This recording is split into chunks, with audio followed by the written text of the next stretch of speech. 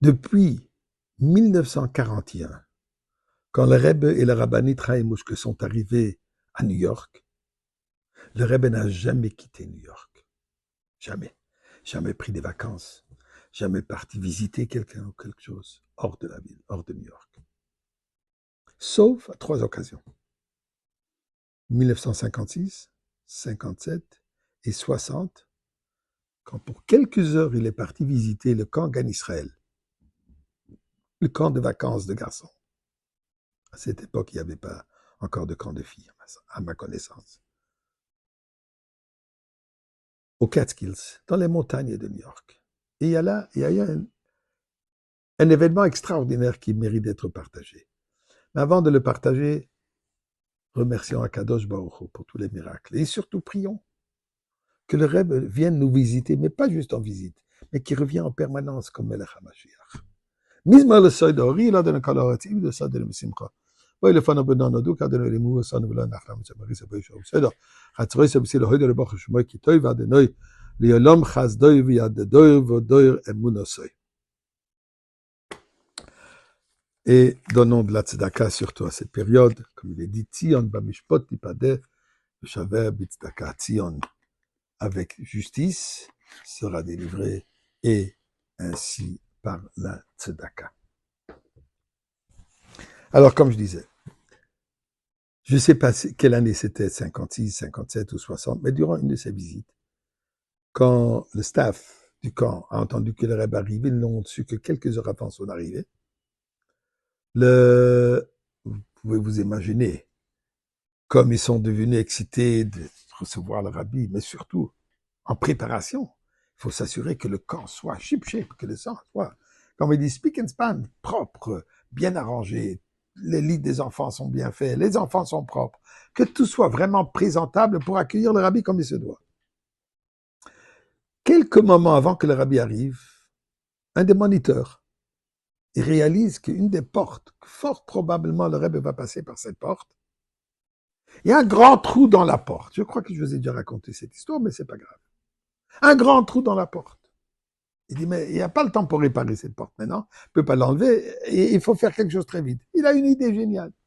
Il s'est rappelé que dans le Shulchan Aruch, il est dit, une opinion, que dans une maison qu'on a, il faut laisser un demi-mètre sur demi-mètre environ, où les murs sont pas peints, c'est pas fini, ou quelque chose pour commémorer, pour se rappeler la destruction du temple. Alors il a vite pris un stylo, feutre, et il a marqué au-dessus de ce trou, Zecher le Churban, en mémoire de la destruction du temple.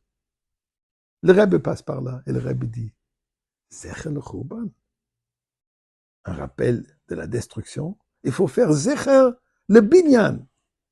Au lieu de mettre le focus sur la destruction, il faut mettre le focus, l'attention sur la reconstruction, plutôt que de le passé de la destruction. Pourquoi je raconte ça?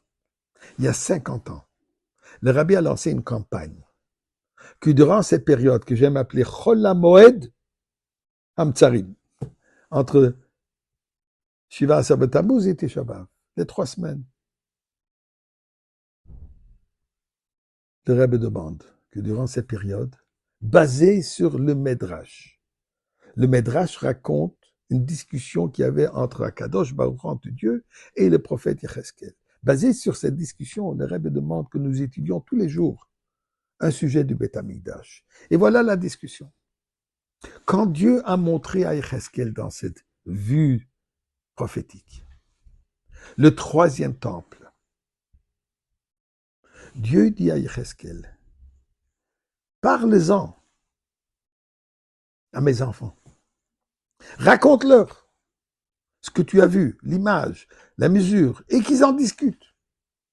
Yecheskel dit à Dieu, Ribbon Shel Olam, Adar Shavanu Netunim Begola Beretz Onenu, on se trouve en exil, dans le pays de nos ennemis, et tu me demandes de leur parler de la construction du Beth Amikdash. Est-ce qu'ils sont capables? Est-ce qu'ils peuvent faire quelque chose? Attends,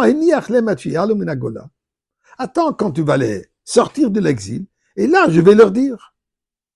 Dieu de lui répondre, Ammarlo Akadosh Baruch Hu Yecheskel. ובשביל שבעיניי נתונים בגולה יהיה בניין ביתי בטל. Et est-ce qu'à cause du fait que mes enfants sont malheureusement en exil, mais pour cela que ma maison, mon édifice soit complètement ignoré? Au contraire, dit Dieu, dis-leur d'en parler, d'en discuter, d'en étudier, tous les aspects, les mesures, les kélim, tout ce qui se passe avec le Beth Amikdash, et ceci, je vais considérer comme le construire. Donc, dit le Rebbe que particulièrement dans cette période,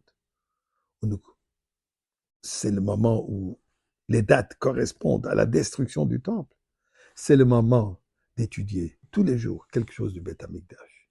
Bien si, chas v'shalom, le Beth Amikdash ne descend pas aujourd'hui avec la révélation de Mashiach, jusqu'à que ça s'avère, nous allons étudier tous les jours quelque chose du Beth Amikdash. Mais on est sûr, on va se donner rendez-vous au Beth Amikdash.